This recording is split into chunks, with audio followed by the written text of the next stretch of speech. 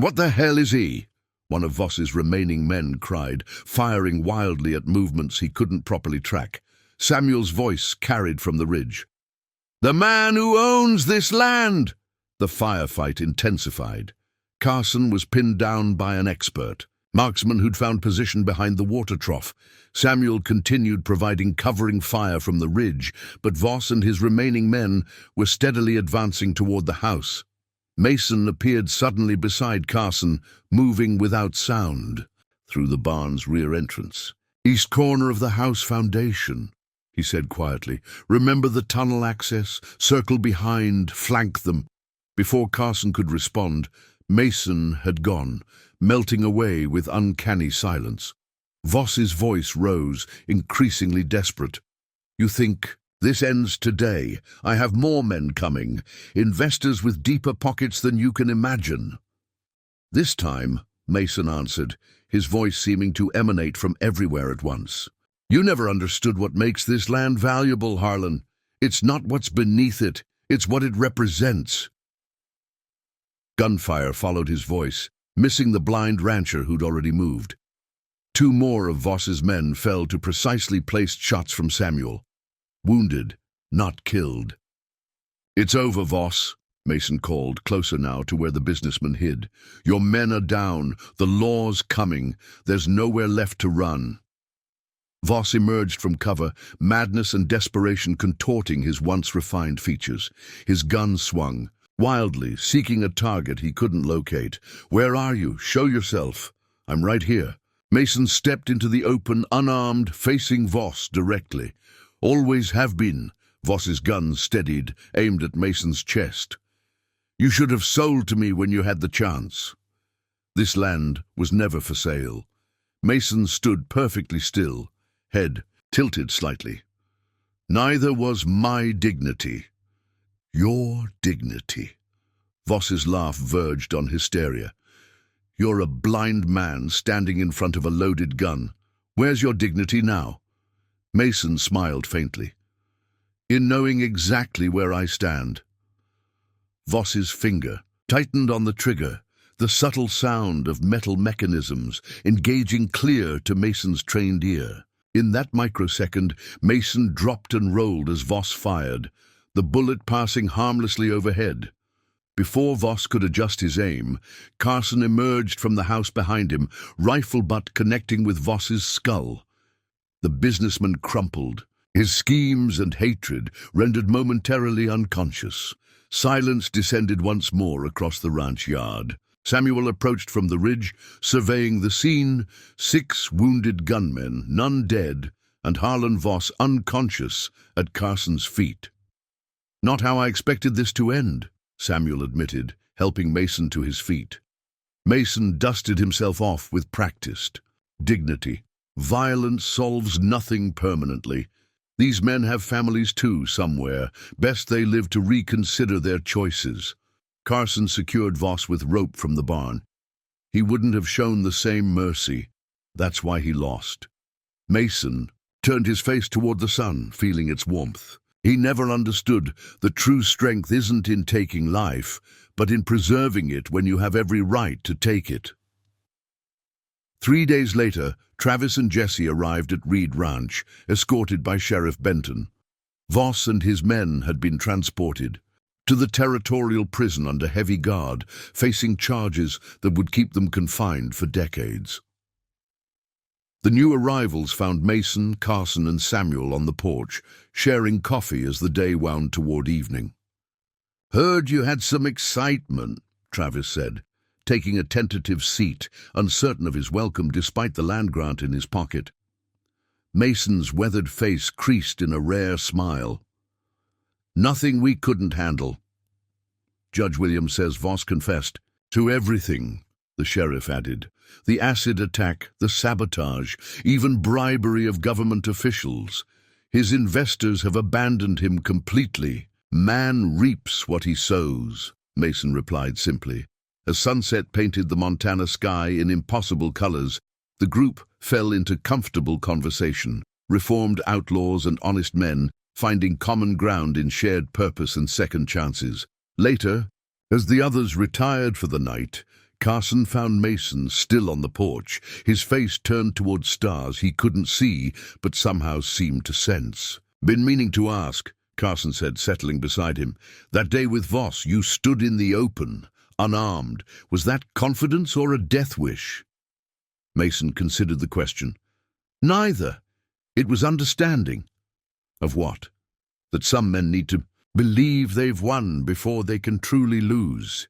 Mason turned toward Carson, sightless eyes, somehow finding him in the darkness. "Voss needed to see me vulnerable before he could be defeated. Quite a gamble." "Not really." Mason's weathered hand gestured toward the vast property stretching around them. "This land taught me everything about patience, about listening, about trust. I trusted you would be where I needed you to be." Carson fell silent, humbled by the blind rancher's faith, not just in him, but in something larger than any single person. "What happens now?" he finally asked. Mason's expression softened. "We build, we grow, we pass on what we've learned." He paused, considering.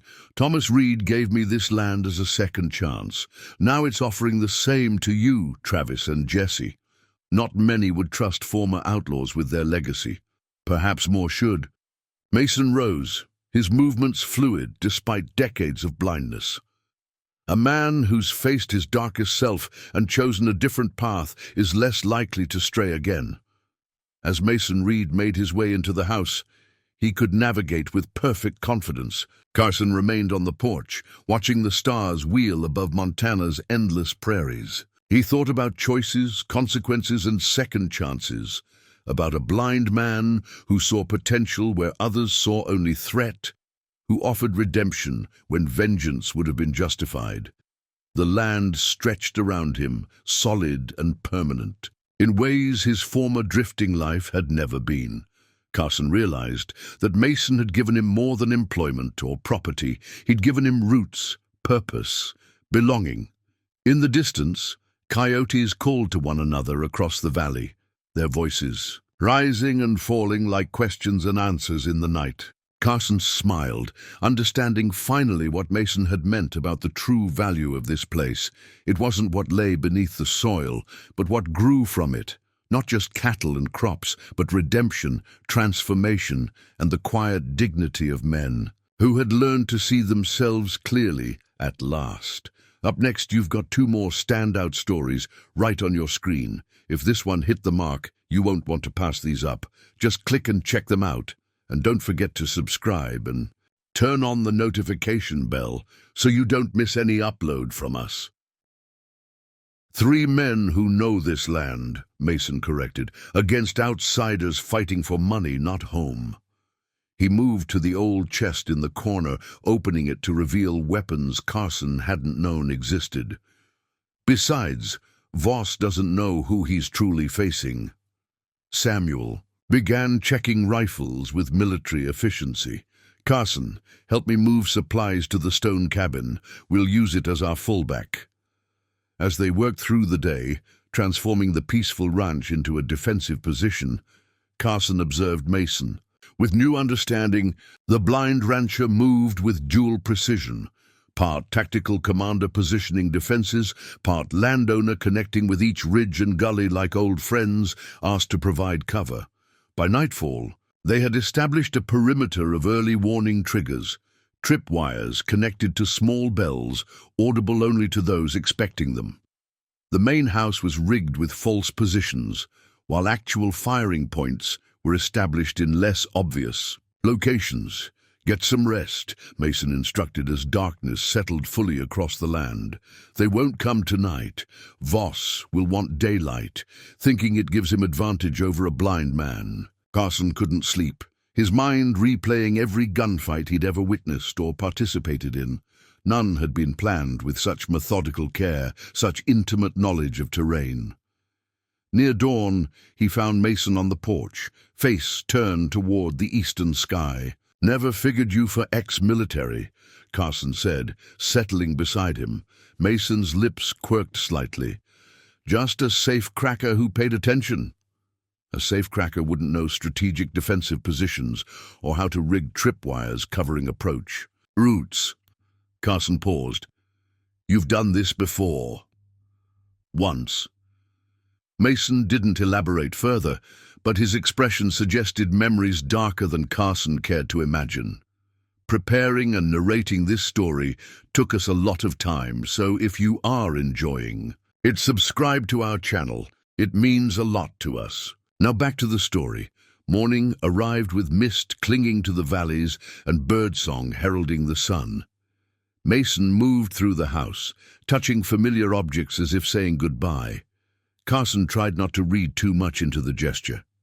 The first bell rang just after noon, a soft, distant tinkle that Carson might have missed if not specifically listening.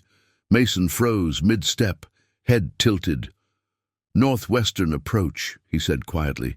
6 men moving carefully through the timber. Samuel appeared from the kitchen, rifle in hand. How long? 20 minutes if they maintain current pace. Mason removed his everyday clothes, revealing darker garments beneath, clothes that would blend with shadow, make him a more difficult target. Carson, take position in the barn loft. Samuel, the South Ridge overlook. What about you?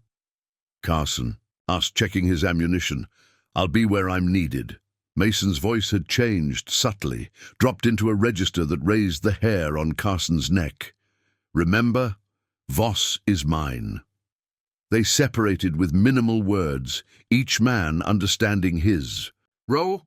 As Carson settled into his position in the loft, rifle trained on the tree line, he reflected on how thoroughly his life had changed since that night 6 months ago when he'd come to rob a blind rancher and found himself instead on a journey toward redemption. The second warning bell chimed faintly, eastern perimeter breached. Carson steadied his breathing, recalling Mason's instructions. Don't fire until they're committed. Let them believe they have surprise. Through his scope, Carson finally spotted them. Professional gunmen in duster coats, moving with disciplined precision from cover to cover. At their center walked Harlan Voss himself, no longer the refined businessman, but a haunted figure with vengeance etched into his gaunt features. Carson counted 6 armed men plus Voss. Worse odds than he'd hoped. 4. The attackers paused at the edge of the clearing, studying the apparently quiet ranch. One pointed toward the stone cabin where smoke rose from the chimney. The decoy Samuel had prepared earlier. Voss gestured, splitting his force. 3 men toward the main house, 3 toward the cabin. Voss himself remained in cover, unwilling to expose himself until necessary. The silence stretched, broken only by wind through spring grass and distant cattle. The approaching men grew visibly tense as the quiet extended unnaturally. From his hidden position, Mason Reed listened to the symphony of movement. Boot leather on soft earth, nervous breathing, metal weapons shifting against clothing. Each sound painted a complete picture no human eye could match in detail. The first shot came not from the defenders, but from an increasingly nervous attacker who fired at a shadow in the main house window, merely a hanging shirt rigged to move with. The breeze. The ranch erupted. Samuel's rifle cracked from the ridge, dropping the lead gunman approaching the cabin. Carson fired twice in rapid succession from the barn, forcing Voss's men to scatter for inadequate cover in the open yard. Mason moved like a ghost through terrain he knew by heart. The advantage most never considered about blindness. He fought, equally well in daylight or darkness, unconcerned by sun glare or shadow. "Reed!" Voss shouted from his position behind an overturned wagon. "Face me like a man!" Mason made no reply, instead circling silently behind the gunman nearest him. The man never heard his approach, never felt the impact that rendered him unconscious rather than dead. Carson watched in astonishment as Mason materialized and vanished across the battlefield with impossible stealth, disabling one attacker after another, not killing even now given justification, but neutralizing with precise, efficient force. Spring burst across the Montana landscape in a riot of scents and sounds. Snowmelt fed hungry creeks, new calves wobbled alongside their mothers, and the rebuilt Reed Ranch house stood proud against the endless sky. For Mason, spring announced, itself through a symphony. His sighted companions often missed the distinct rhythm of thawing earth, the changed acoustics as snow retreated from the valley, the subtle shift in how wind moved across budding grass.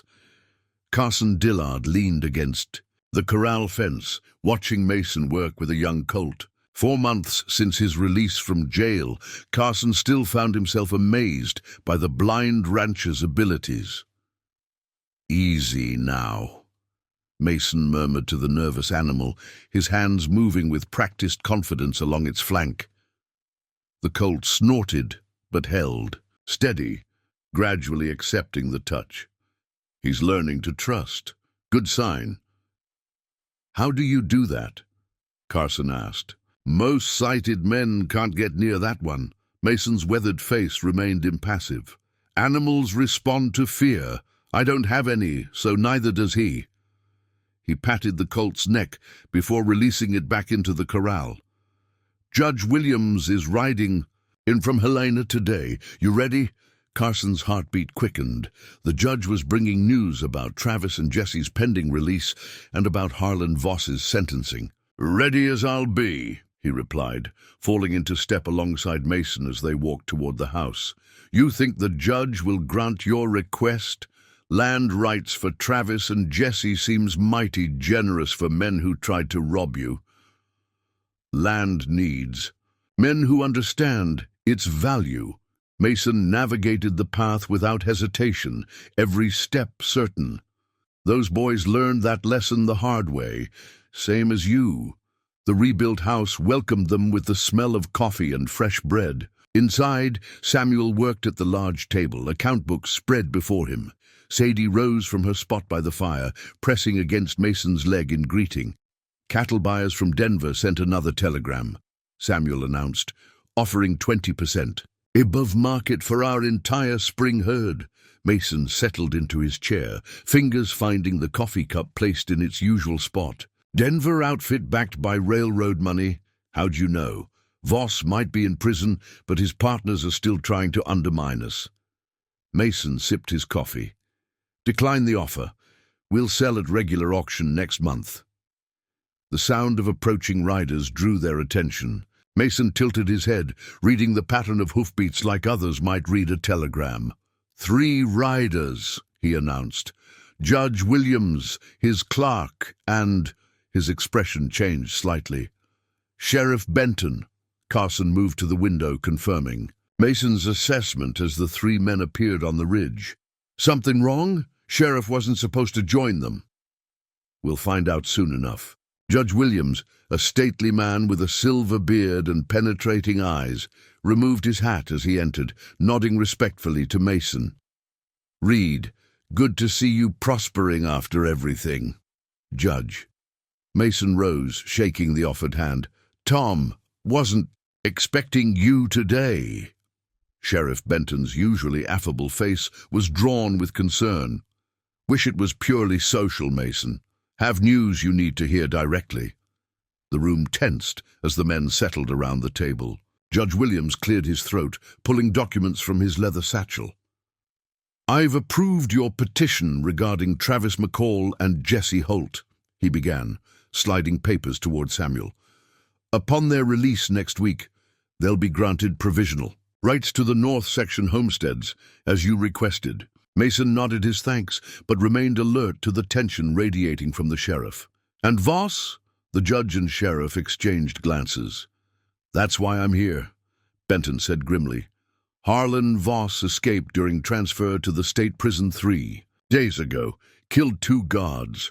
The news landed like a physical blow." Carson's hand instinctively moved toward the rifle hanging by the door. Mason remained perfectly still, only his fingers tightening slightly around his coffee cup. "He had help. His mining partners," the sheriff confirmed. "Far-reaching connections. We didn't fully appreciate. We've been tracking him, but he's coming here," Mason finished. Not a question, but a certainty. Judge Williams leaned forward.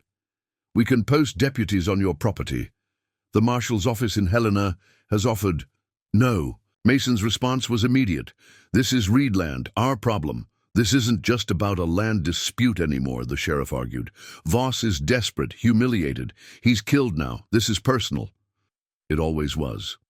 Mason rose, moving to the window with unerring precision. Though he couldn't see the landscape, his face turned toward his property as if surveying every acre. How many men with him? At least 5, possibly more. The sheriff sounded resigned, recognizing the futility of changing Mason's mind. Former security professional gunmen, not common thugs. Carson exchanged glances with Samuel. Both men knew what Mason would say next. Judge Williams, Mason addressed the official without turning. I appreciate you riding out. The papers for Travis and Jesse will be put to good use, regardless of what happens next. Mason, the judge began. Tom, Mason cut him off, addressing the sheriff. You have responsibilities in town. I'm not asking you to choose between your duty and our friendship. Sheriff Benton stood, frustration evident in his movements. Stubborn as ever. At least let me telegraph for territorial rangers. By the time they arrived, this would be finished. Mason turned back to the room, his sightless eyes somehow finding each man with uncanny accuracy. Voss wants what's beneath. This land, I've spent 20 years learning every inch of its surface. The advantage is mine. After reluctant farewells, Judge Williams and his clerk departed. Sheriff Benton lingered, decades of friendship making this separation difficult. 2 days, the sheriff said finally. If I don't hear from you by sunset day after tomorrow, I'm returning with every badge I can muster. Mason nodded once, the agreement acknowledged between old friends. As hoofbeats faded into distance, Carson turned to Mason. We need to prepare. How many hands can we gather? None, Mason replied. Send the ranch hands to the north pasture. This isn't their fight. So, just the 3 of us against Voss and his professional killers? Carson couldn't keep dismay from his voice. Mason's expression shifted to something Carson hadn't seen before, not the calm rancher or the precise marksman, but something older, harder. A glimpse of Matthew Ryan, the man Mason had been before redemption found him. Nothing washes hands clean, Mason replied evenly, but every day I try to balance the scales. What about you, Frank? What's your legacy? The wounded outlaw had no answer. His breathing had grown labored, each exhale visible in the cold air. You need a doctor, Mason observed. Need peace, Frank corrected.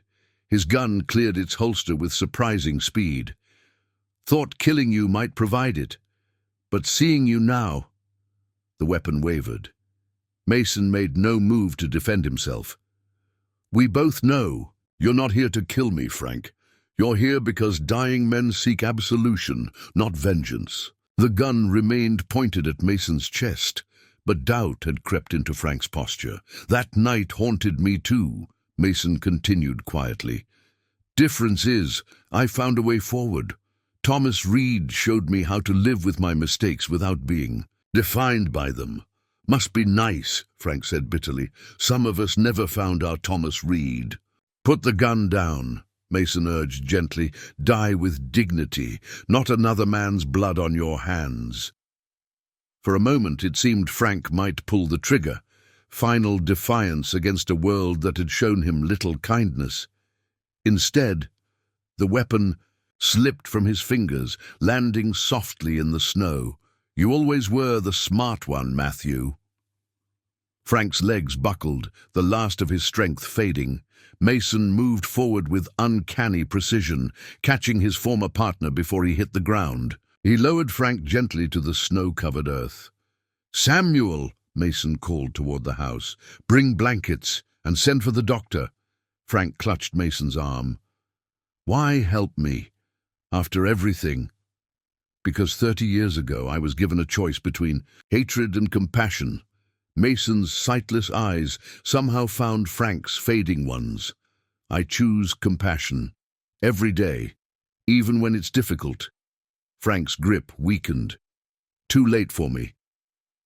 It's never too late to die with grace, Mason replied, or to be forgiven.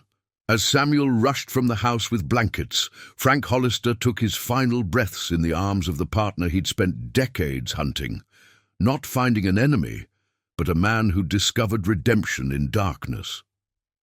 Later, after they'd buried Frank on a hillside overlooking the valley, Samuel found Mason on the porch, face turned toward the setting sun he couldn't see. "Another piece of your past put to rest," Samuel observed quietly. Mason nodded, his expression contemplative. Frank never escaped who he was, carried his past like chains until the very end, while you became someone new entirely. Not entirely. Mason's fingers traced a pattern on the armrest, an old safecracker's habit he'd never fully abandoned.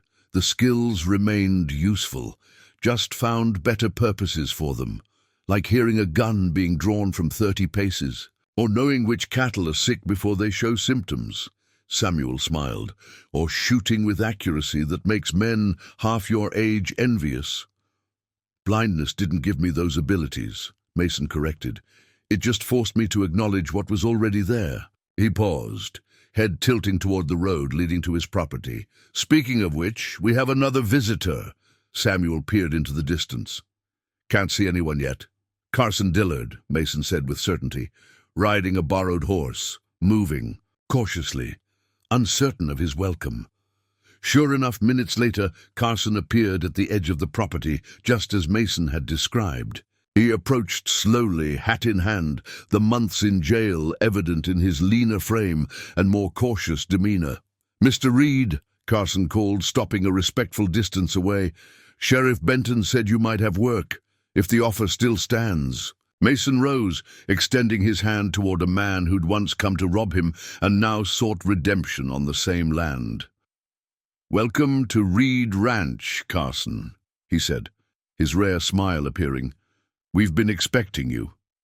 In that moment, as snow began falling gently around them, Mason Reed understood that his greatest legacy wasn't the silver claim or the prosperous ranch, but the second chances he'd given to men who, like himself, had once been lost in darkness of their own making.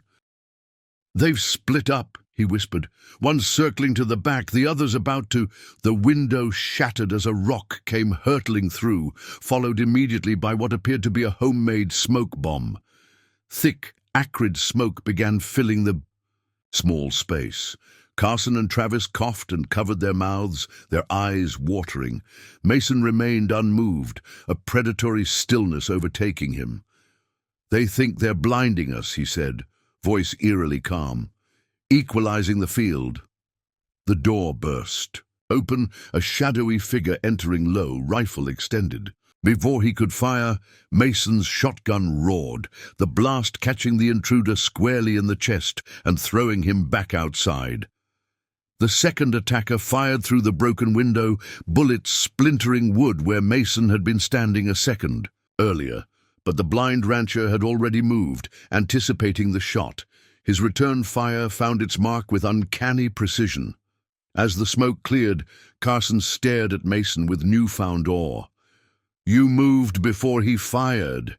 How did you—" Pressure, change, when he put his finger on the trigger. Shift in his breathing pattern. Mason was already reloading. "Men telegraph their intentions in dozens of ways. You just have to learn to listen." Travis coughed, waving away the lingering smoke. "That leaves 3. The leader and the 2 at the house. They'll be coming." Mason checked his ammunition by touch. "Now they know where we are. They'll concentrate their forces." Outside, the wind had picked up, carrying with it a familiar scent that made Mason pause. "Sadie's coming," he said, satisfaction evident in his voice. "And she's not alone." Carson peered through the broken window. "The sheriff?" "Better." Mason smiled grimly. "My ranch hands. Monday morning crew, right on schedule." His head tilted. Again, but Voss's remaining men will reach us first. Get ready. As if confirming his prediction, a voice called from the trees, "Reed, you've killed 2 of my men." The voice was cultured, educated, different from the hired guns they'd encountered before. "That's not one of the men who attacked the house," Carson whispered. "No," Mason agreed. "That's Harlan Voss himself. Seems he decided to join his operation personally." He raised his voice to carry across the clearing.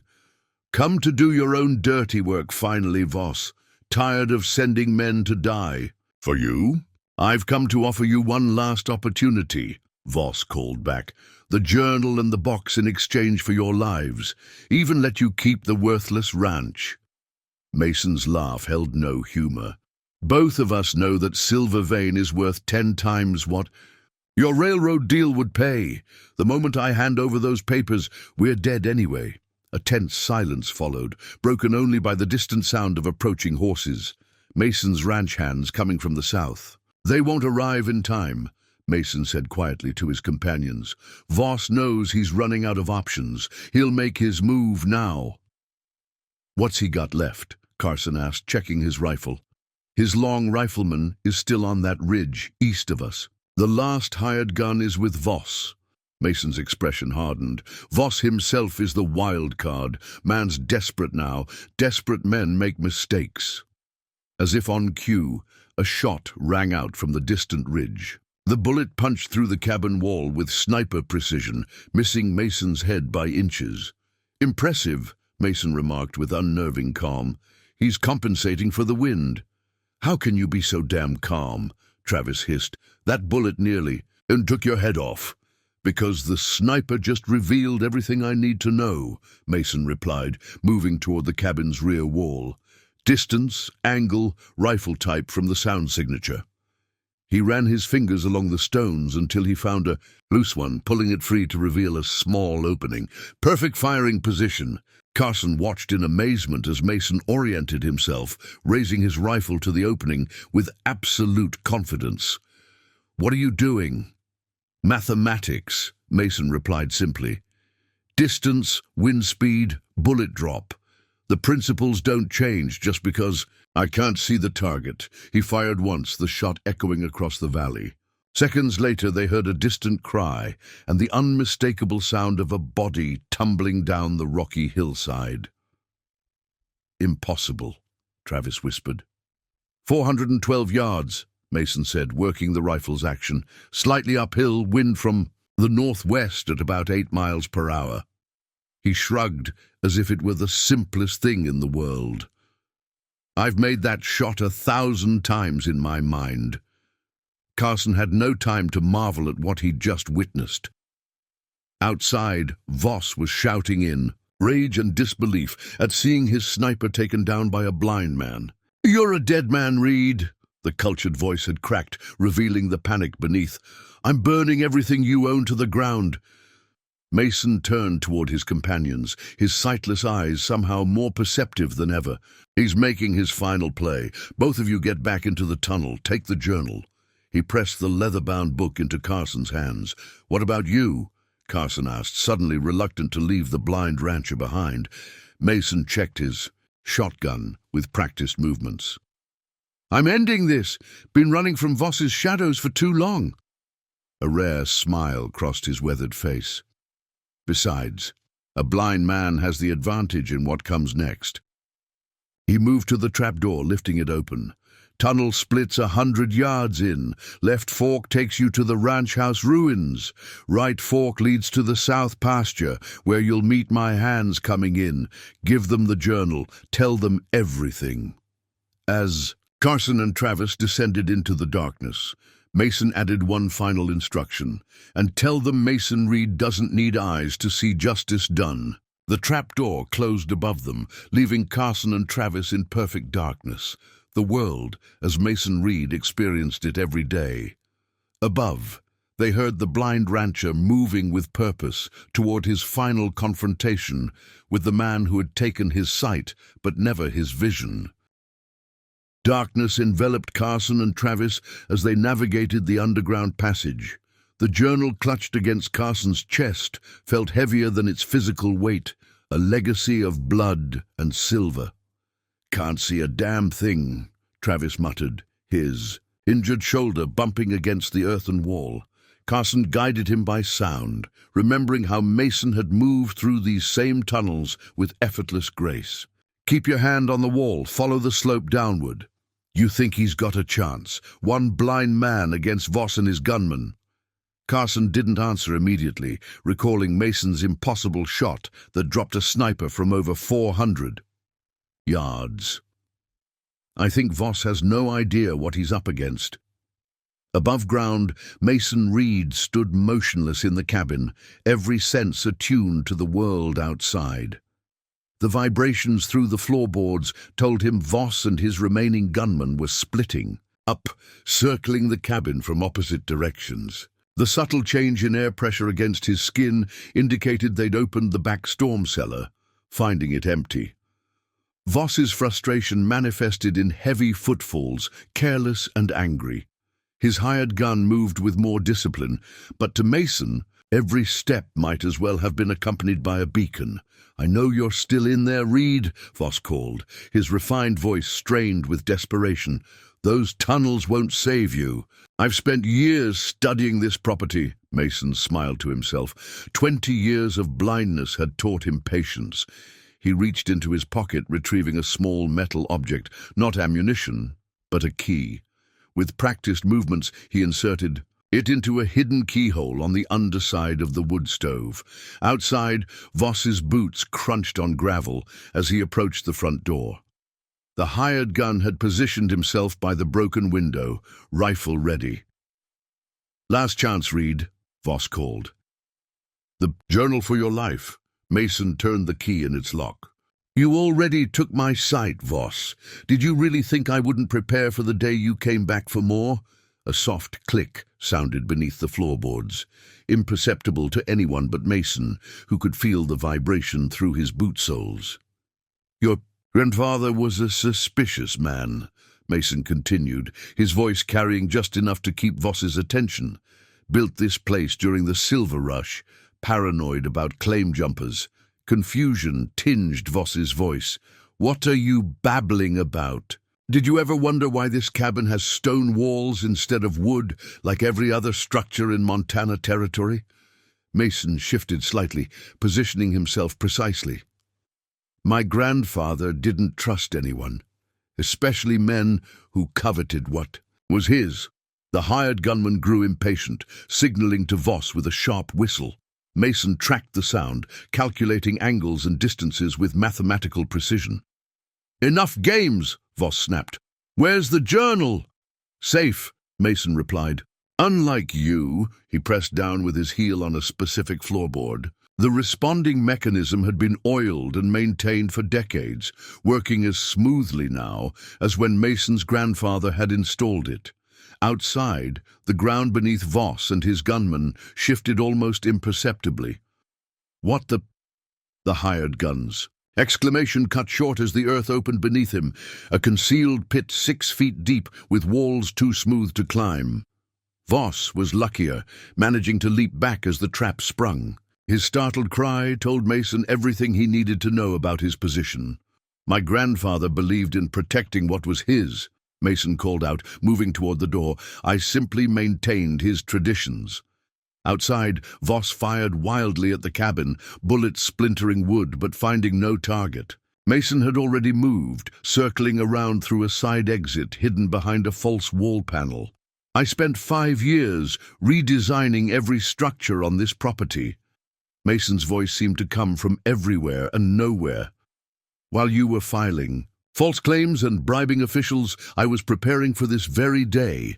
In the pit, the hired gunman called out desperately to his employer. Voss ignored him, spinning around, trying to locate Mason's position. "Show yourself!" Voss's composure had cracked entirely, revealing the coward beneath the businessman's veneer.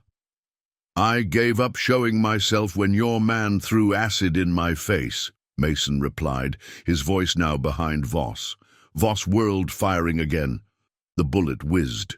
harmlessly past as Mason ducked with precise timing, having read Voss's intention in the tension of his breathing, the subtle shift of his weight. "I don't need eyes to see what kind of man you are, Harlan." Mason's voice had dropped to a dangerous quiet. "The kind who's never faced consequences, the kind who hides behind money and hired guns." "You're just a blind fool who got lucky," Voss snarled, backing toward the trees. "You should have sold to me when you had the chance. This land isn't just property." Mason advanced steadily, tracking Voss's retreating footsteps. "It's my heritage, my responsibility, something a man like you could never understand." Voss's back hit a tree trunk. His gun clicked empty, the chamber spent. Mason stopped 10 paces away, shotgun leveled with perfect precision. Darkness enveloped Carson and Travis as they navigated the underground passage. The journal, clutched against Carson's chest, felt heavier than its physical weight. A legacy of blood and silver. "Can't see a damn thing," Travis muttered, his injured shoulder bumping against the earthen wall. Carson guided him by sound, remembering how Mason had moved through these same tunnels with effortless grace. "Keep your hand on the wall, follow the slope downward." "You think he's got a chance? One blind man against Voss and his gunmen?"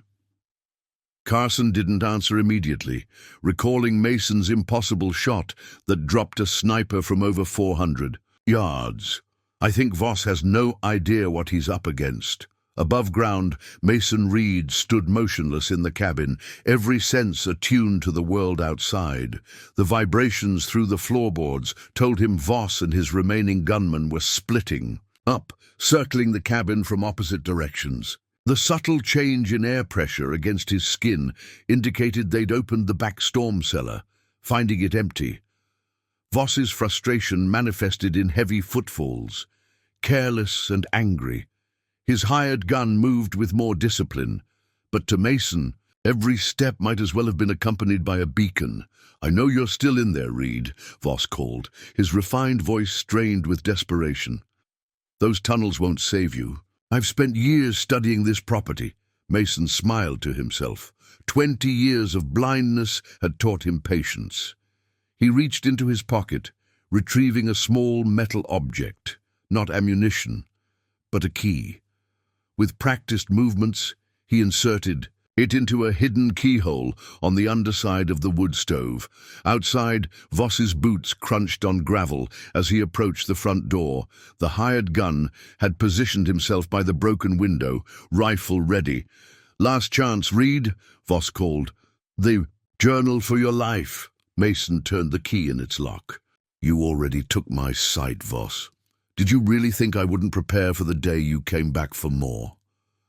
A soft click sounded beneath the floorboards, imperceptible to anyone but Mason, who could feel the vibration through his boot soles. "Your grandfather was a suspicious man," Mason continued, his voice carrying just enough to keep Voss's attention. "Built this place during the silver rush, paranoid about claim jumpers." Confusion tinged Voss's voice. "What are you babbling about? Did you ever wonder why this cabin has stone walls instead of wood, like every other structure in Montana Territory?" Mason shifted slightly, positioning himself precisely. "My grandfather didn't trust anyone, especially men who coveted what was his." The hired gunman grew impatient, signaling to Voss with a sharp whistle. Mason tracked the sound, calculating angles and distances with mathematical precision. "Enough games," Voss snapped. "Where's the journal?" "Safe," Mason replied. "But like you." He pressed down with his heel on a specific floorboard. The responding mechanism had been oiled and maintained for decades, working as smoothly now as when Mason's grandfather had installed it. Outside, the ground beneath Voss and his gunmen shifted almost imperceptibly. "What the—" "The hired guns!" Exclamation cut short as the earth opened beneath him. A concealed pit, 6 feet deep with walls too smooth to climb. Voss was luckier, managing to leap back as the trap sprung. His startled cry told Mason everything he needed to know about his position. "My grandfather believed in protecting what was his," Mason called out, moving toward the door. "I simply maintained his traditions." Outside, Voss fired wildly at the cabin, bullets splintering wood but finding no target. Mason had already moved, circling around through a side exit hidden behind a false wall panel. "I spent 5 years redesigning every structure on this property." Mason's voice seemed to come from everywhere and nowhere. "While you were filing false claims and bribing officials, I was preparing for this very day." In the pit, the hired gunman called out desperately to his employer. Voss ignored him, spinning around, trying to locate Mason's position. "Show yourself." Voss's composure had cracked entirely, revealing the coward beneath the businessman's veneer. "I gave up showing myself when your man threw acid in my face," Mason replied, his voice now behind Voss. Voss whirled, firing again. The bullet whizzed, harmlessly past, as Mason ducked with precise timing, having read Voss's intention in the tension of his breathing, the subtle shift of his weight. "I don't need eyes to see what kind of man you are, Harlan." Mason's voice had dropped to a dangerous, quiet. "The kind who's never faced consequences, the kind who hides behind money and hired guns. You're just a blind fool who got lucky," Voss snarled, backing toward the trees. "You should have sold to me when you had the chance. This land isn't just property." Mason advanced steadily, tracking Voss's retreating footsteps. "It's my heritage, my responsibility, something a man like you could never understand." Voss's back hit a tree trunk. His gun clicked empty, the chamber spent. Mason stopped 10 paces away, shotgun leveled with perfect precision. The underground passage smelled of earth and history. Mason moved through the darkness with the confidence of a man walking in daylight, while Carson and Travis stumbled behind him, their vision all but useless in the pitch black. "Watch the ceiling." "Here," Mason warned, ducking at exactly the right moment. "Tunnel drops 2 feet around this bend." Carson marveled at the blind rancher's mastery of his environment. "You spend a lot of time down here." "These tunnels connect to every structure on my property." Mason's voice echoed slightly off the earthen walls. "I've walked them enough to map every inch in my mind." The sound of gunfire penetrated from above, muffled but unmistakable. "They've found Jesse," Travis said, panic edging his voice. "No," Mason corrected calmly. "They're shooting blind into the cellar, hoping to hit something. Jesse and Sadie are in the hidden compartment. They'll be safe." The tunnel widened as they approached what felt like a junction. Mason stopped, tilting his head in that characteristic way that indicated he was listening intently. "3 of them are still at the house," he said after a moment. 2 are circling toward the barn, expecting us to emerge there. A grim smile touched his lips. "Their leader, the one who stayed back, he's moving to a hilltop position about 400 yards east. Man with a long rifle, I'd wager." Travis couldn't contain his skepticism. "There's no way you could know. Boot soles on different surfaces create distinctive sounds," Mason interrupted. "The long rifleman is taking his time, moving carefully up rocky terrain. His breathing pattern suggests a trained marksman preparing for a precision shot." Carson had stopped questioning Mason's extraordinary perceptions. "Where are we heading?" "Not the barn," Mason replied, taking the right fork in the tunnel. "That's what they expect. We're going to the old stone cabin at the north end of the property." "Why there?" Mason paused, sightless eyes somehow finding Carson in the darkness. "Because that's where what Voss wants is buried, and where I've prepared for this day." They continued in silence for several minutes, the sound of their breathing and footsteps the only interruption to the earthy stillness. Finally, Mason stopped and reached up, his fingers finding a wooden hatch. "We're directly beneath the cabin floor," he whispered. "Listen first." All 3 men went still. After a moment, Mason nodded. "Clear above, but they'll circle back here. Eventually. Follow me up and stay quiet." The trapdoor opened with surprising silence, revealing a small one-room cabin with stone walls and a single window. Unlike the ranch house, this structure was sparse: a simple cot, a wood stove, and little else. Yet Carson immediately noticed the subtle fortifications, the unusually thick shutters, the reinforced door, the stacked supplies in the corner. "Your fallback position?" Carson observed. Mason nodded, moving directly to a specific floorboard. "After Voss's first attempt, I knew he'd try again. Had to be ready." His fingers worked with practiced efficiency, prying up the board to reveal a hidden compartment. From it, he withdrew a leather-bound journal and a small metal lockbox. "This is what he wants," Mason said, holding up the journal. "My grandfather's. Survey maps and claim documentation from 1879.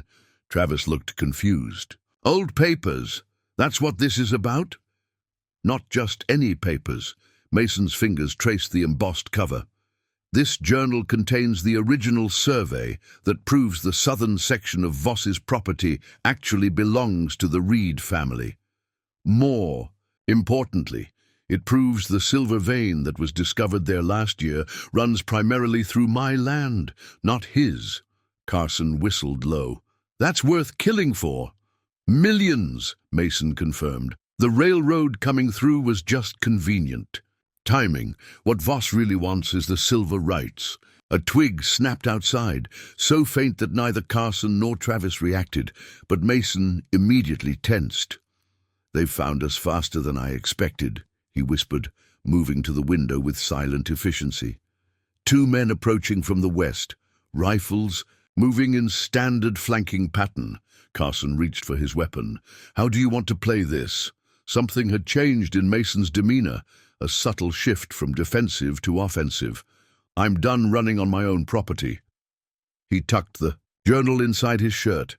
"Time to remind Voss who he's dealing with." With remarkable stealth, Mason positioned himself and the others strategically around the small cabin. "Carson, take the north corner. Travis, cover the door from behind that woodpile." His instructions were precise, tactical. "Let them think. We're panicking. When they rush in, we'll have the advantage." The minutes stretched in tense silence. Mason remained completely still, only his head occasionally tilting as he tracked sounds imperceptible to the others. A dawn broke over the ranch with the smell of antiseptic and fresh coffee. Mason moved through his kitchen with practiced precision, every cup and pot exactly where they belonged. The three would-be robbers sat in tense silence.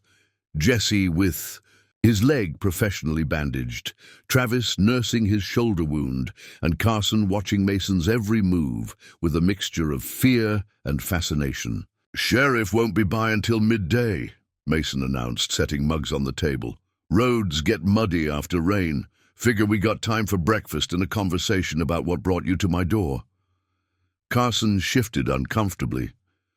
"You're feeding us?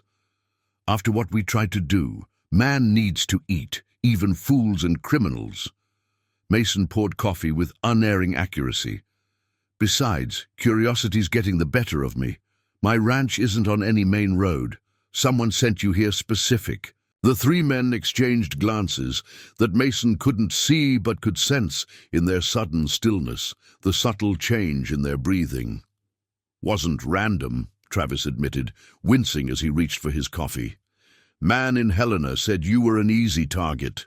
Blind rancher living alone, cash hidden somewhere in the house, no real protection." Mason's face remained impassive. "This man have a name?" Another tense silence before Carson answered. "Harlan Voss. Wears a fancy suit. Talks like he's educated.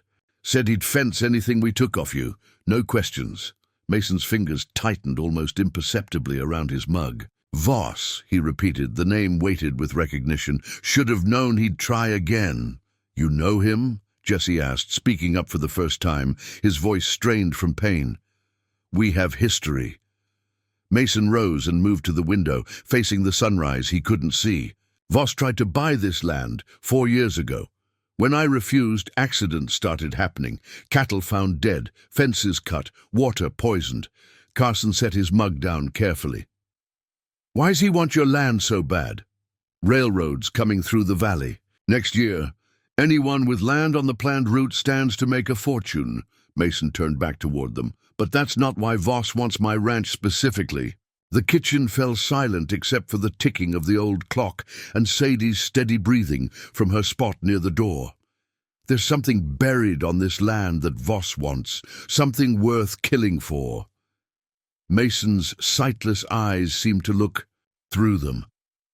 And you three just became players in a game you don't understand. Jesse shifted nervously.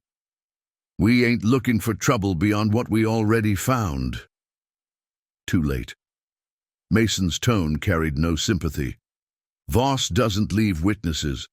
Once he learns you failed and I'm still breathing, you'll be next on his list. Carson stood abruptly. Then we'll clear out. Head to California. With what money?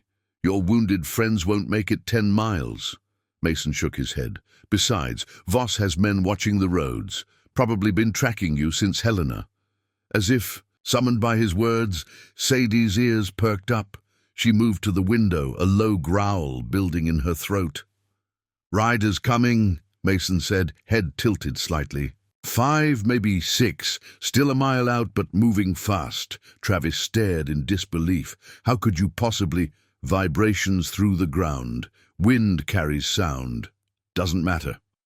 Mason moved with sudden purpose toward his gun cabinet. What matters is Voss's men are coming to clean up their mess, and that includes all of us. He withdrew his Winchester and pressed it into Carson's unexpecting hands. Time to decide where you stand, boys. Ride with the devil who sent you here to die, or help me defend what's mine. Carson weighed the rifle, confusion evident in his voice. Why trust us? We tried to rob you. Not trusting you, Mason clarified, retrieving a shotgun for himself. Just giving you the chance to live longer. Voss's men won't care that you're on their side. You failed your job. In their eyes, you're already dead. Before Carson could respond, Mason cocked his head again. They've split up, surrounding the house. His hand found Travis's good shoulder. Can you shoot left-handed? If I have to. You have to, Mason pressed, a revolver into his hand. Jesse, you're in no condition to fight. There's a cellar door under the rug in the pantry. Take Sadie with you. The dog, Jesse questioned. She'll protect you better than these two could. Mason's weathered face broke into a grim smile. And she never misses. As they prepared, Carson watched the blind rancher transform before his eyes. Mason's movements became even more precise, almost predatory. He positioned furniture for cover, filled canteens, distributed ammunition, all without hesitation or misstep. How long have you been preparing for this? Carson asked, following Mason's lead in barricading the windows. Since the day Voss first threatened my land. Mason paused, head tilted toward the approaching danger. Man takes my sight, I adapt. Man threatens my home, I prepare. Takes your sight, Carson repeated. The acid incident? That wasn't an accident? Mason's face hardened. Voss paid one of my hands to stage that fight. Didn't plan on me surviving, much less staying on the ranch. He checked his shotgun by touch. His mistake. Preparing and narrating this story took us a lot of time, so if you are enjoying it, subscribe to our channel. It means a lot to us. Now back to the story. The first shot shattered the morning calm, splintering wood from the porch railing. Mason didn't flinch, simply adjusting his position behind an overturned table. They're trying to scare us out, he said calmly. Make us run into the open. How many? Travis asked, peering cautiously through a gap in the barricaded window. 6 men, 7 horses, Mason answered without hesitation. One's hanging back, probably their leader. Carson shot him an incredulous look. How do you... Different. Weight distributions cause distinct vibrations.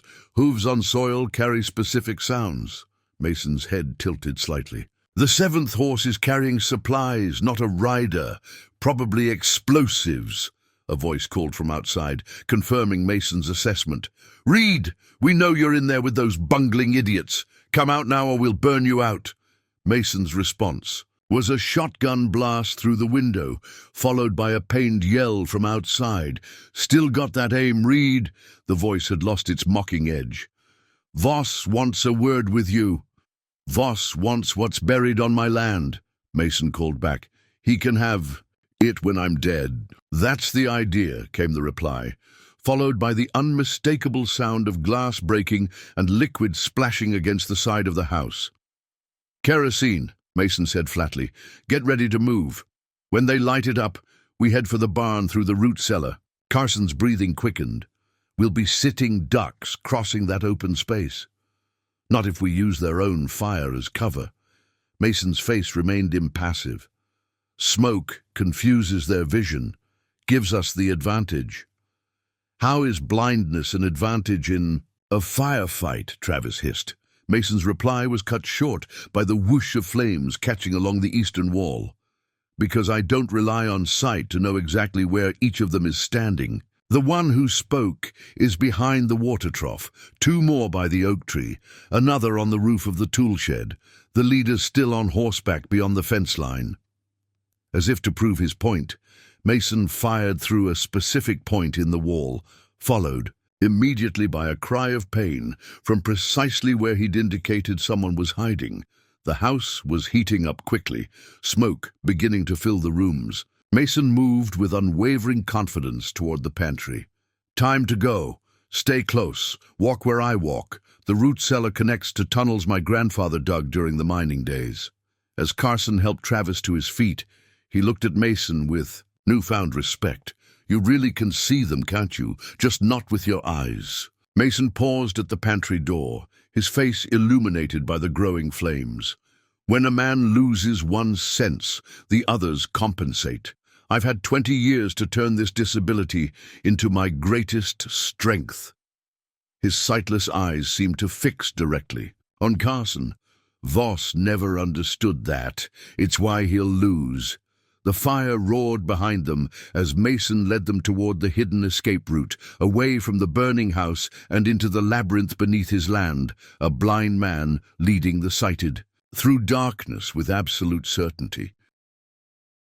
Luck's got nothing to do with it, Mason replied, his voice carrying just enough to mask the sound of him shifting position. The floorboards under his feet had been trod by 3 generations of reeds, and he knew every inch of them, could navigate them in darkness long before he lost his sight. The kitchen window slid open with a faint scrape. Mason pivoted, aimed at the source of the sound, and fired. A howl of pain followed, then the heavy thud of a body hitting the ground outside. Jesse's hit! The panic in the third man's voice was unmistakable. He shot Jesse. Impossible. The leader growled, but with less conviction. It's a trick. Preparing and narrating this story took us a lot of time. So if you are enjoying it, subscribe to our channel. It means a lot to us. Now back to the story. No trick, Mason called back, changing position again, with silent efficiency. Just a lifetime of learning to see without eyes. Your friend was kind enough to announce himself. You all were, from the moment you set foot. On my land. The back door burst open, the third man rushing in with desperation born of fear. Mason heard the hammer of a revolver cock, smelled the man's sweat-soaked clothes, felt the disturbance in the air as he moved. Mason fired twice in rapid succession. The first bullet struck the revolver, sending it spinning from the intruder's grasp. The second found the man's shoulder, the impact driving him back against the wall with a cry of shock more than pain. Travis! The leader's voice cracked with disbelief. That's impossible! Mason worked the lever action again, the Winchester ready for its next task. Nothing impossible about it. Sound bounces off objects, gives everything a signature. Right now you're standing on my porch, right boot on a loose board, left hand on the doorframe, revolver in your right, pointed at where I was standing 10 seconds ago. A shocked silence followed his words. The human body makes noise even when still, Mason continued, his voice calm as though explaining a simple fact to a child. Your heartbeat, your breathing, even the blood rushing through your veins, all create disturbances in the air. When you've lived 20 years in darkness, you learn to interpret these things. The leader's breathing had become shallow, frightened. The sound of his boot shifting on the porch boards told Mason he was preparing to flee or to make one desperate assault. Might as well tell me your name, son, Mason said, since I already know exactly where you are. Carson, the man replied, his voice stripped of its earlier bravado. Carson Dillard. Well, Carson Dillard, you have a choice to make. Your friends need medical attention. Town doctor's a fair man. He'll patch them up before the sheriff locks them away. Or you can try your luck against a blind man who hasn't missed a shot in 15 years. The silence stretched between them, taut as a bowstring. How'd you lose your sight? Carson asked finally, an odd question under the circumstances. Mason's face remained expressionless. Acid splash, breaking up a fight between ranch hands. One was holding a bucket of it for cleaning. I stepped between them and... He shrugged. World went dark. Yet you stayed, kept ranching. This land's been reed land for 100 years. What was I supposed to do? Curl up and die because I couldn't see the sunset anymore? Outside, the wounded man named Jesse moaned in pain. Inside, Travis was breathing raggedly, trying to stem the blood flow from his shoulder. Your friends need help, Mason reminded Carson. Make your choice. The floorboard on the porch creaked as Carson shifted his weight. Mason tracked the movement, his rifle following with unerring precision. I'm putting my gun down, Carson said, the metallic sound confirming his words. Please, help them. Mason listened carefully, detecting no deception in the man's voice or movements. Sadie, watch him, he commanded. The German shepherd moved to the doorway, her growl making it clear what would happen if Carson tried anything. With practiced efficiency, Mason retrieved the medical kit from its shelf. His fingers found the bandages, the antiseptic, the needle and thread he kept for emergencies. 20 years of self-sufficiency had taught him basic medical skills, along with everything else. Bring your friend inside, he instructed Carson. Then go get Jesse from outside the window. Put both their weapons on the porch where I can find them later. Carson hesitated only a moment before complying. Mason listened as he helped Travis to the couch, then went to retrieve the more seriously wounded Jesse from the yard. Why are you helping us? Travis asked through gritted teeth as Mason's sure fingers examined his wound. Because that's what decent folks do, Mason replied simply, even to those who don't deserve it. As he worked, binding wounds and cleaning blood from his floor, Mason Reed reflected on the darkness that had become his world. Sometimes he thought it took losing your sight to truly see the measure of other men and of yourself. Outside, the Montana night deepened, stars appearing in a sky Mason could no longer witness, but somehow still felt connected to. The vast prairie continued its ancient whispers, telling its secrets to the one man who had learned to truly listen. The vast Montana prairie stretched out in all directions, a sea of golden grass under an endless blue sky. But Mason Reed couldn't see any of it. Not anymore. 20 years of darkness had sharpened his other senses to supernatural levels. The old ranch house creaked and settled as the evening wind picked up, carrying with it scents that told Mason everything he needed to know. Rain coming from the west, cattle grazing peacefully in the south pasture, and something else. Something that didn't belong. Someone's watching the house, Sadie, Mason murmured, his weathered hand reaching down to stroke the German shepherd at his side. Her ears had perked up minutes before Mason detected the faint scent of cigarette smoke and gun oil carried on. The breeze, scents that had no business being on his isolated ranch, 15 miles from the nearest neighbor. Before we jump back in, tell us where you're tuning in from. And if this story touches you, make sure you're subscribed. Because tomorrow, I've saved something extra special for you. Mason moved with surprising grace for a man in his 60s, fingers trailing along the familiar walls of the ranch house his grandfather had built. His boots knew every creaking floorboard to avoid. The rifle cabinet opened silently to his touch, the Winchester inside as familiar to his hands as his own heartbeat. 3 of them, I reckon, he said to Sadie, whose low growl confirmed his assessment. Mason had lost his sight in a ranching accident when he was 40, but the years since had taught him to see the world through his fingertips, his ears, his nose. The ranch hands who worked his 5,000 acres during daylight hours had gone home hours ago, leaving Mason alone, just as he preferred.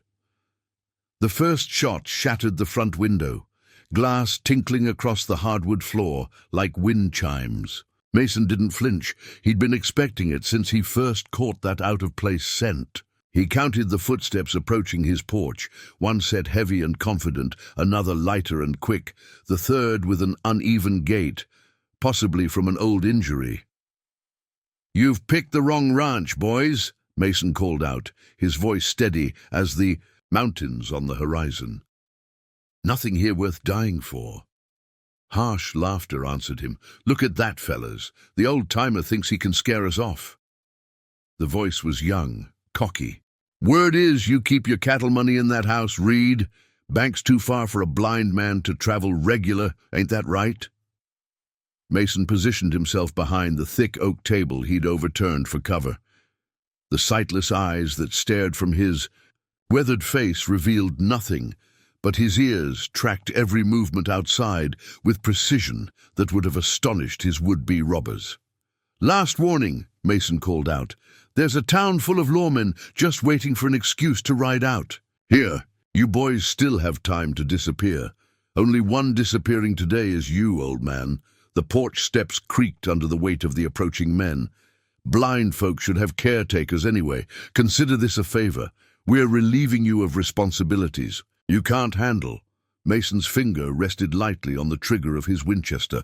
20 years without sight had taught him that the world was full of men who mistook kindness for weakness, disability for helplessness. His ranch hands could attest that Mason Reed was neither weak nor helpless.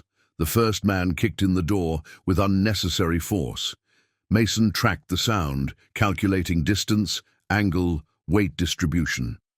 The robber's breathing gave away his exact position. Excited, adrenaline-soaked, slightly to the left of the doorframe.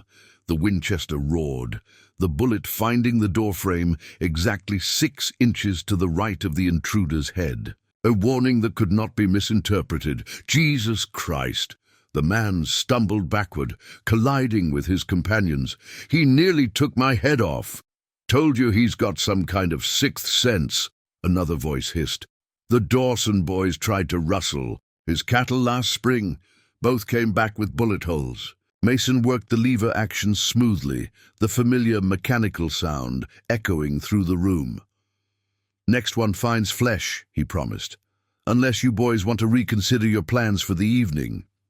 There was a moment of hesitation, then the sound of hushed argument from the porch.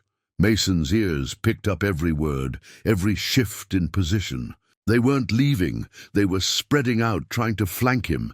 "You missed, old man," the leader called out, trying to distract him while his companions circled the house.